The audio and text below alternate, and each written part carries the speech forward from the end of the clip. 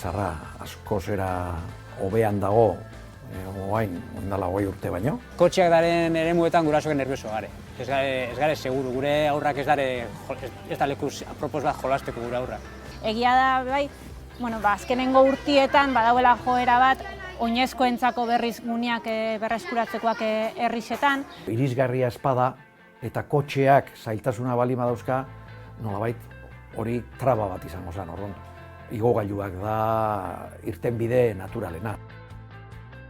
Azkenengo urtetan, esfortzu bat egin da eta saiakera bat egin da jolasparke horrek bere ezberdinak izateko, bereziak izateko, jolasalik eta aberatsuak eskaintzeko. Egon da etxe berrien garapen bat ere, nolabait batez ere horiek okupatu dituzte bere garaian industriak utzitako lekuak. Oinio nik uste dut Alde Zarretan asfaltua ez dela ikusi behar, eta oinio ikusten dut asfaltua leku batzutan.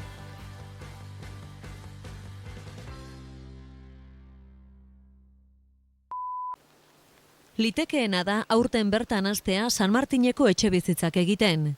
306 izango bira guztira. Hauetatik 196 babes ofizialekoak. Oñatiko eraikuntza enpresek egingo dituzte. Aretxabaletako udalak 2002an egindako azken osoko bilkuran, abenduaren 23koan alegia, bibe sektoreko plan partzialaren aurrerapena onartu zuen. Honek esan nahi du, udalak herrian 345 etxebizitzako auzunea eraikitzeko duen asmoa gauzatze bidean doala. Pedro Ignacio Barrutia kalean Orubea gertatuko dute etxebizitzak egiteko. Guztira 54 egingo dira, guztiak babes ofizialekoak, eta azaroaren 10ean zozkatuko dira etxebizitzok. Zozketan parte hartuko duten gehienak Aramoiokoak dira, gainerakoak berriz Eskoriatza, Aretxabaleta eta Arrasatekoak dira, batik bat. Hoi urtetik haratagoko planak, ordun asko garatu zen etxebizitza berriena, eta momentu bat egon zen, Arrasaten etzegoela lurrik promozio berriak egiteko, eta mugimendu bat egon zen, inguru garai haietan, inguruko herrietara trasladatu zen Arrasateko jende kopuru bat. Eta ja, hainbat gunek erabakizian udaletxeak berriak, etxebizitza berriak egiteko, asetzeko eskari hori, bazegoena, zeren kanpora joaten zen jendea, etxebizitza bila. Zergatikan zegoen behar hori, nik uste gai arrazoi nagusiena dela, gaur egun etxebizitza bakoitzean bizi garen personak lehen baino askoz ez gutxiago garela, orokorrian. Orduan, horretarako planak egin zituen hainbat esparru jarri. Eta esparru horiek zian, precisamente hori, industri gune erdialdean zeudenak eta ja batzuk gainbera zetoztelako. Beste batzuk arazoak sortzen zituztelako inguruko etxebizitzekin elkar bizitza hori eraman ahal izateko. Eraispelan guztiak amaitutakoan, hilabete eta erdiren bueltan, Gelmako eraikin adierazgarriena bakarrik geldituko da Mahalako zonalde horretan. Gainerako guztian etxebizitzak egingo dituzte. Urte luzez Aretxabaletako erdialdean egonda beroa enpresa. Orain ordea, etxebizitzak egingo dituzte lurzoru horretan. Orduan, hor etorri zian garapen berriak, inguru hurbil horretan, eta beti ere promozioak, esaten duen, ja ingurumen ikuspegitikan sartuaz densidadearen kontua. Momentu bat egon zen nolabait etxebizitza bajuak eta oso zabala eta herri eta hori konturatu ginen baigu eta bai leku guztietan hori guztiz ingurumenaren aurkakoa zerbait zala eta altura berreskuratu behar zala, altura, trinkotasuna, herri dotore bat egin, baino trinkoa azkenian zerbitzuak eta inguruan gertu izateko eta ez okupatzeko natura, gure inguruko natura ez okupatzeko, ezta? Bueno, guzti horrekin nik uste lortu dela Alde Zarraren inguruan sare bat, etxebizitza berriena, eta asetu dela bere garaian, garai bakoitzean egondan eskari hori. Barientetik alde sarrera, zan dana ziren lurzoru partikularrak, zan zebez. Eta orduan hor poliki-poliki, hor izan die unidade desberdinak eta unidade bakoitzak itxen zeben etxiak eta etxiak itxeko alagatzen zeben urbanizatzeko zati bat, ez? Eta orduan Aierratik hasitza, Aierra, gero Sagasti eta Olaran Olaraneko terrenuak ziren partikularrak eta joan die ora irabazten urtiekin. Oin dela 20 urte dela izan zen aktuazio handixena, oin dela 20 urte, baina ez da gelditu zela, eta azkenengo interbentzioa izan da rotonda ikitxia, lehenengo Sagastiko rotonda, Azpiko rotonda, eta gero beran, saihesbidean bertan, beste rotonda txikixak, hori aldundiakin zeban, eta azken rotonda bi hauekin, ja lortu da zirkulazioa oso asko desbidatzea eta asko kentzia barrutik. Hasita zegoen irisgarritasuna, hasita zegoen oinezko bihurtzea esparruak, eta nik uste hori edatzen hasita zegoela eta bazetorrela, ikuste genuela, baina ja azkenengo urteetan gero eta egunerokotasun handiagoa dauka. Baina bai ezautu dut antzuela, herri lineala eta zirkulazio guztia, bi norabideko zirkulazioa erditzik. Eta autobusak eta kamioiak eta dana herri erditzik, ez? Hori ezautu dut. Azkenean hemen izan den transformazioa handixena da, zirkulazio hori duplikatzia, bikoiztia, eta orduan ja badaukagu herri barruan aurretik izan saihesbidea hori bai, baina herri barruko zirkulazioa hortik jarraitzen zen. Orduan nik ezautu dut zela hori bikoiztu dan, eta Sagasti auzoko bidea, errepidea, kalia, bi norabideko zirkulazioa horri izan da, erdikua pasau zen norabide bakarra izatera. Eta azkenengo urtetan ikusten ari naiz, gero eta peatonalizazio handixa badagoela, jentiak oso ondo onartu da gero eta kotxe gutxi hau ikustia herrizan. Hori azkenean transformazio oso handixa hori da. Leheno aparkalekua zen gauza bat, gaur da, umeen jolaserako une bat, da egoteko une bat, oterraza bat jartzeko, Zerkauztetaren kalian bezala, edo beste leku batzutan. Eta hori, nik uste badala hobekuntza bat. Eta kotxeak gehiago daude orduan baino ez dira hainbeste sartzen leku horietara, alternatiba topatzen dituzte, eta mesede. Eraikuntzako greba dela eta lanak geldirik dauden arren aurrera doaz Biteriko eta Laubideko Lurrazpiko aparkalekuetako proiektuak. Eta aparkaleku horietan guztira 588 plaza egongo dira erabilgarri. Horietatik 150 txandakakoak izango dira, hau da, Arrasatera datorren edozeinek behar duen denborrerako eta egokitzen zaion presioan erabiltzeko plazak dira. Gainerako 458ak lagapen erregimenean jarriko ditu udalak. Erregimen horren bitartez, interesatuek aparkaleku plaza horiek erosiko dituzte eta 50 urtez erabiltzeko aukera izango dute. Pentsatu daudela erdigunean, bai Biteri eta bai Laubide, eta Alde Zaharrak aparkaleku oso gutxi dituela. Orduan, alternatiba moduan bertakoentzat bere aparkaleku lurrazpian eukitzekoa, azkenian egoilarrentzat zerbitzua da. Bestela, aigea, nolabait kalitatea gutxitzen erdialdean, geto bihurtzen, eta hori da kontrako joera egin behar dana. Zeren hori ikusi da beste leku batzutan, hori egin dela, eta azkenian ze emaitza daude. Alde Zaharrak, utzak, guztiz alperri galduta, eta hori da egin behar ez dana. Alde Zaharrak hemen oso hor bai suerte handixa daukagula, eta Alde Zaharra oso zainduta dago. Etxe zahar dauken Alde Zaharrian, Alde Zaharreko propietaixuak asko zaintzen dabe etxia, eta esango nuke hemen ziur nago hortan rekord bat dala, hemen etxe bat bakarrik dago Aldezarrian geizki zainduta, bat bakarrik, eta da, bueno, ez da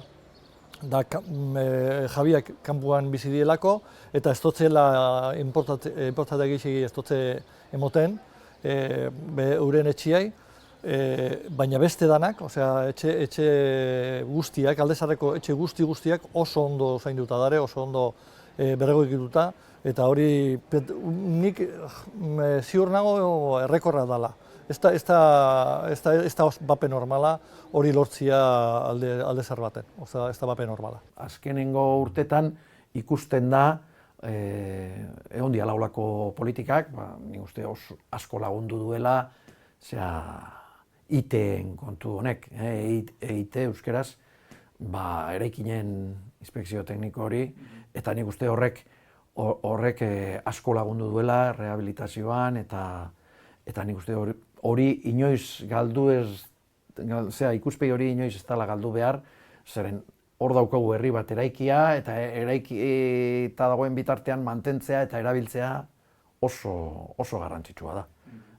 Bestela, handitzen jarraitu eta ustutzen. Daukagu sensazioa, herrisa oso bukatuta dagoela, bentsate arlo askotan.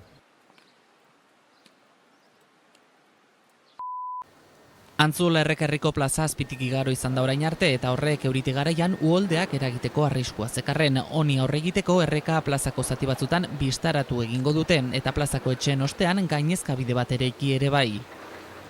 Gainezkabideko lanak oso aurreratuta daude eta azaroan amaitzea espero dute. Ondoren plazako lanik potolonen txanda izango da eta hauek urte amaierarako bukatzea espero da.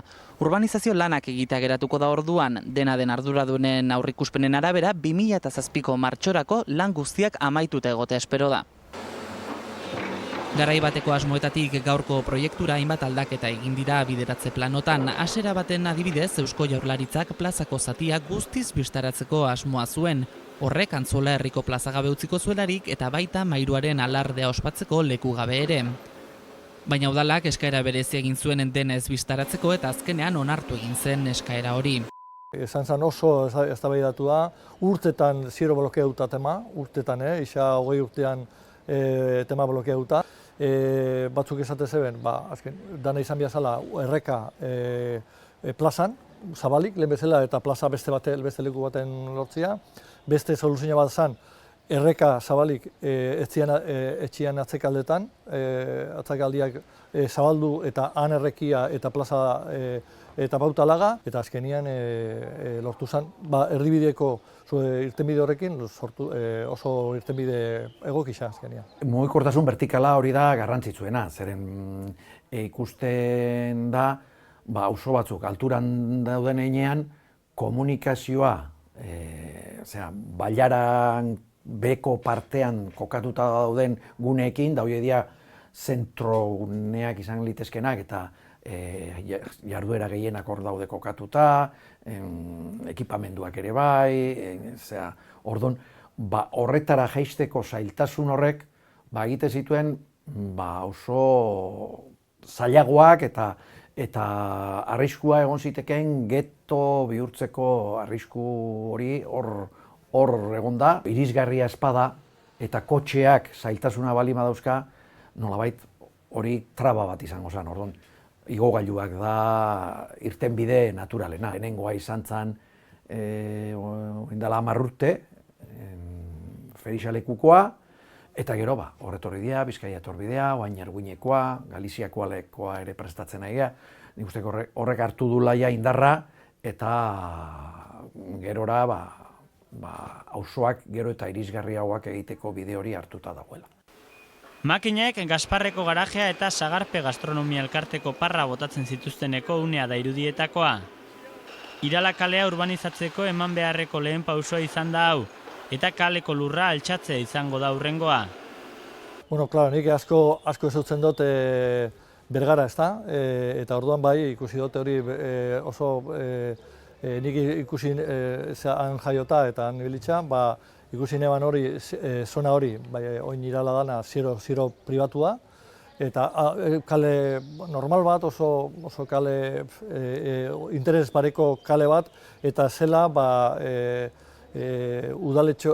udalak jarritzako irizpidekin eta danon esfortzuakin, azkenian sesinuak, lagapenak lortuta, ziero aldatu dan kalia, ez da? Batetik, Domingo Irala kaleari azalerako tratamendua egitea nahi dute. Hau da, zoru guztia txukuntzea. Txukuntze hori luzeran kale osoari aplikatuko zaio. Zabaleran etxe berrienetatik hasi eta zaharragoeteraino. Tartean beraz, espaloiak, errepidea eta gaur egun erabilera jakinik ez duen lurzati hartuko ditu. Lurzati horietako batzuk baina ez dira udalarenak, pribatuak baizik. Hala ere, jabeekin tratuan ari da udala horiek eskuratzeko. Dagoeneko ia guztiak udalaren esku baitaude. Proiektuaren bigarren xedea hainbat etxeren fatxadak txukuntzea da. Barrenkaleko zenbaki bakoitiek irudiotan duzuen etxeek Domingo Irala kalera duteatzeko fatxada. Batzuk egoera kaskarrean daude eta horiek dira hain zuzen ere egokituko dituztenak. Eta azkenean guk Bergararrok ipine dugu bulebar izena, Irala kalia da, baina azkenean bulebar izena ipine dugu, eta ondo jarritxa dagoz alako kale alde zarre onduan dagoen kale zabal bat, Donostian bezala bulebar deitzia oso normala da eta ondo ipinitza dago izen hori. Hori da beste alor bat, baita ere hirigintzarekin lotu behar dana, ez da? Beharrak, hiritarrok beharrak handitzen joan dira, bere garaian askoz ez mugatuagoa zegoen, ekipamenduak, kultura, kirola eta bar, pixkana joan ziren edatzen. Pixkat hor badaukagu defizit bat, umendako jolasak eta pentsatzen dut hor defizit badagoela, badago asmoa hori aztertzeko, eta inkluso aurten partida bat, oso batzuk bai daela, hortan hobetzeko badagela. Aztertzen dago, baina bestaldetik, nik uste dut beste azkenengo urtetan, bi ekipamentu lortu direla oso garrantzitsuak tema honetan, eta izan da bat, eskolako patixua estaltzia, eta beste ekipamentu oso garrantzitsua, eta izan zen oso pionero antzolan, eta arrakasta handikoa da urparkia. Urparke publiko izatea, doaineko zarrerakin, azkenean parke publiko moduan, eta hemen izan ginen pioneroak hortan, eta ikusi du gainera oso satisfazioa handiz, beste herri batzutan idea hori hartu da bela.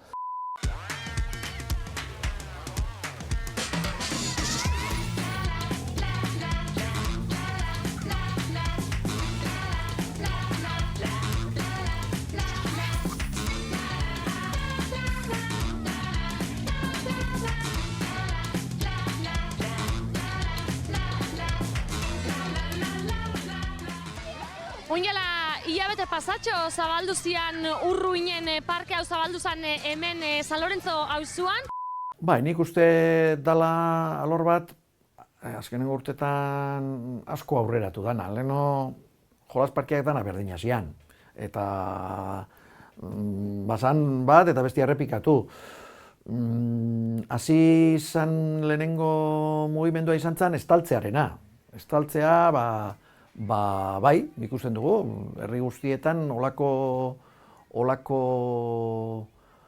operazioak garatu izan diela, Arrasaten ere bai, baina beste lekuetan ere bai. Gero etorri da, jolas parke horietako elementuak berriak txertatzea, dragoiarena, gauza berriak txertatzen joatea, leku batetik bestera ezberdinak izan ditezen, bai Itxaropena plazan, beste mota batekoa, pixka bat abentura komila artean motako parke batzuk, diferenteak, betiko horietatik. Azkeneko urtetan adibidez, jolas parketan, jolas parke ezberdinak sortu dien herri ezberdinetan, eta inkluso azkeneko urtetan esfortzu bat eginda eta saiakera bat eginda jolas parke horrek bere ezberdinak izateko, bereziak izateko, jolasalik eta aberatsuak eskaintzeko, nahiz eta ondiokan danetan patroi berdinak topo balditzugun. Bai nahi duguna da pixkatasun arketa hortik haratago joatea. konfinamentua bukatu zanean, bapatean danak gure aur guztiak jolasparke gozez joan dira. Baina igual, begiratu behar dugu atzera eta jolasparkeak itxita egon dien horretan, berreskuratu dituzten espazio horrek, igual horretan jarri balioa, ez? Zergaitzik mugatu behar ditugu jolasparke eta zergaitzik mugatu behar du jolasa gune espezifiko hietara, zergaitzik ez zabaldu herri guztira, zergaitzik ez ahalbidetu jolasa herriko espazio ezberdinetan, ez bakarrik horietan. Lehen jolasparkeak ez zienean existitzen, jolasa zabaltzen herri guztian. Posible da hori egitea, beldiro lotuko dugu beldurrakin, ez? Sortzen baditugu herriak non aurrak seguru egongo dien eta gurasoak seguru egongo dien eta gurasoak ez dituzten aurrak kotxetan sartu behar beraien ikastetxe eskoletara eramateko, igual lortuko dugu bestelako herri eredu bat eta jolasteko aproposa eta aurrentzako aproposa eta aurra beti metafora bezala erabilita, ez? Metafora moduan, jendarteko kolektibori zaurgarriena zentralidadean jartzeko, ez? Honek batez be, gisa da erantzuten zala herri eredu batei edo garatzen gabitzen herri eredua bada batez be interes produktibotan oinarrituta dauen herri eredu bat, zeinek erantzuten dutzen, bereziki, Tonutxik esaten den moduan, heldu horri gizon, txuri, 40 urte eta kotxedun pertsona horri eta bere beharrei, ez? Gehiago diela hori ikuspegi askoz produktibo batetik, erreproduktibotik baino. Egia da, bai, azkenengo urtietan badauela joera bat, oinezkoentzako berriz guneak berreskuratzekoak herrixetan. Hemen bertan ez, ikusi geike, kale hau lehen kotxiek hartutako kale bat zen, eta gaur egun oinezkoek daukogu lehentasuna. Elgetako erdialdeko kale nagusia da San Roke. Udalak erabaki du zirkulazio arau berriak jartzea kale horretan. Ibilgailuen gehienezko abiadura 20 km/h izan beharko da aurrerantzean kale horretan. Ibilgailuak aparkatzeko seinales edo markaz adierazitako lekuak erabili beharko dituzte gidariek. Kontua da, elgetarrek kale hori erabili ahal izango dutela, jolasteko eta kirola egiteko. Egisa da, konfinamentu osteko honetan indartuak edo gehien erabiliak izan dien espazioetako bat badiela natur espazioak, ez? Hemen Arrasaten bertan, Monterronek eduki dauen erabilera, eskualdean bai gainerako herrixetan, eta horrek be erakusten dau, zela kanpora irtetzen garen momentu horretan, eta hor itxita egon ostian, naturarekiko harremanak be zenbat laguntzen duzkun, ez? Bai, guk hobeto sentitzen, aurrak beraien artean harremantzen, eta hortik guztoko jakun be balioan jartzea natur espazio horreik elkargune moduan, egunerokotasuneko jolaserako espazio moduan, eta ia jarraitzen dugun erabiltzen. Eta hortaz gain, naturguneez gain be, nik uste dut kaliak eurak be bai, etxepeiak askoz be gehiago erabiltzen hasi garela, batez be, deseskalada horretan. Guretako jolasa da aurrak dauken modua ikasteko, eraikitzeko, berein izara eraikitzeko, ez? Jolas librea eta espontaneo esaten dana. Gero eta gutxeo bideratu, jolas modu batera, baizik eta utzi libre jolasteko, esploratzeko, ikertzeko, eta horregatik ez naturguneak adibidez die oso aproposak garatzeko aurra bere jolasaren bitartez garatzeko, ez? Eraikitzeko. Eta zergatik ez baliatu hori. Ez bideratu jolas modota batzutara, ez bideratu txirrista batera, baizik eta utzi herria, esploratzeko, ikertzeko, naturaz gozatzeko aukera eskaini aurrei. Buelta pixkat atzera, eta zergatik ez berreskuratu plazak, berreskuratu herriko guneak jolaseako. Jolaseako aurrak egongo dien espazio horrek seguruak izango die guztientzako eta proposak izango die seguru bizitzeko, ez?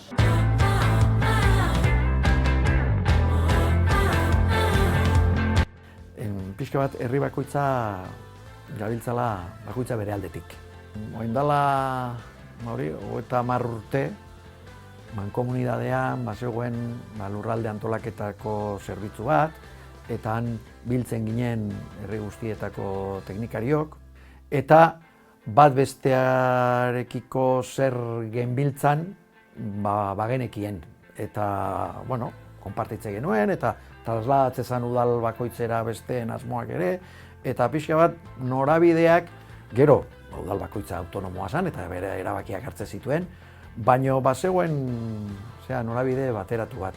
Hori galdu eginda, 20 urtetik ona, pixkana galtzen joan da, eta nik uste azkenengo 10 urtetan ez dauela olako ikuspegi orokor bat, agian erronka bat berreskuratzea hori, eta hor elkarlan bat bailara mailan egiteko moduko zerbait izan litekela.